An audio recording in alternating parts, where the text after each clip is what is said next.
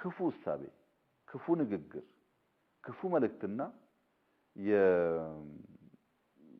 የኒውክሌር ቦምብ ልዩነት የለውም። የኒውክሌር ቦምብ አሜሪካ በሂሮሺማና ናጋሳኪ ላይ በሁለተኛው ዓለም ጦርነት ጥላለች። ከጣለች በኋላ ጃፓንና አሜሪካ ወዳጅነት ፈጥረዋል፣ ተቀራርበዋል፣ ተግባብተዋል፣ በጋራም ብዙ ልማት ሰርተዋል። ላለፉት 70 ምናምን ዓመታት በሂሮሺማ በተጣለው ኒውክሌር ቦምብ ምክንያት ናጋሳኪ በተጣለው ኒውክሌር ቦምብ ምክንያት እስካሁን ዳውን ሲንድሮም ያላቸው የተለያየ በሽታ ያላቸው ሰዎች ለ70 ዓመታት በማያውቁት ታሪክ ይወለዳሉ።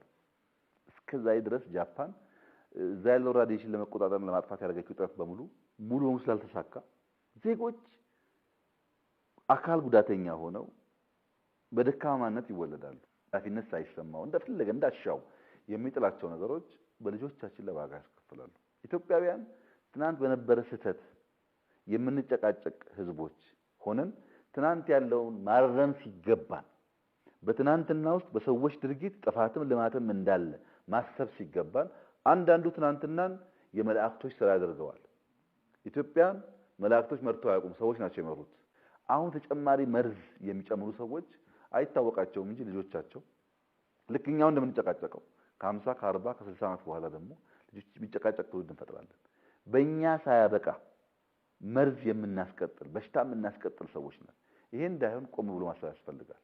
ይቅርታ ያልነው በደል የለም ሳይሆን ቢኖርም በእኛ ይብቃ፣ አይሻገር።